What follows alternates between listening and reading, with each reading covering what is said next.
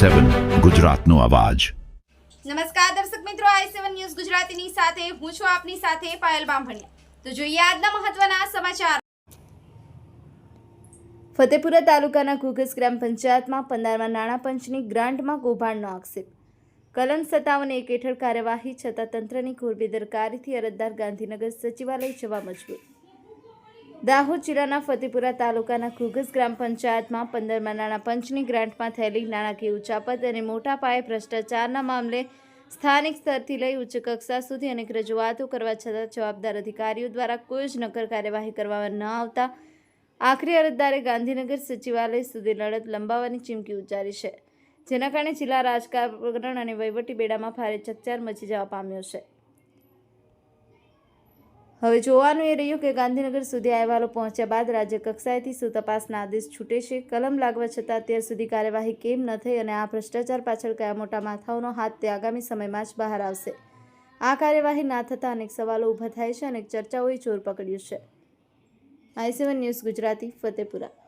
તારીખ 27/2/2025ના રોજ અમે ગ્રામજનોને જાણવા મળ્યું કે ગ્રામમાં ભ્રષ્ટાચાર થયેલો છે। તો અમે તપાસ દેખતા એવું જાણ્યું કે ખરેખર તપાસ અમે અંગત ખાને અમે કરી દેખી હતી કે ખરેખર ભ્રષ્ટાચાર થયેલો છે। તો અમે ટીડીઓ સાહેબને રજૂઆત કરી પહેલાં, પછી ડીડીઓ સાહેબને રજૂઆત કરી, તેમ છતાં તપાસ અધિકારી આવ્યા તો તપાસ અધિકારીએ રિપોર્ટ કરી દીધા છે, પણ આજ દિન સુધી ડીડીઓ સાહેબે કોઈ એક્શન લેવામાં આવી નથી।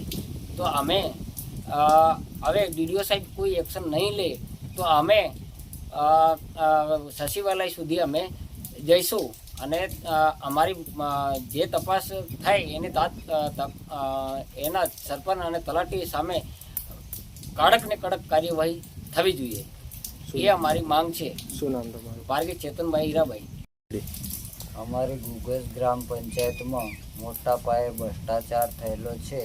એક જ નામ ઉપર વારંવાર પૈસા ઉપાડવામાં આવે છે। 2020થી માંડીને આજ દિન સુધી સરપંચના ઘરના જે 5-6 નામો છે એમના જ નામે પૈસા 5-5 લાખ રૂપિયાના કામો લખીને ઉપાડવામાં આવેલ છે અને મોટા પાયે ભ્રષ્ટાચાર કરેલો છે।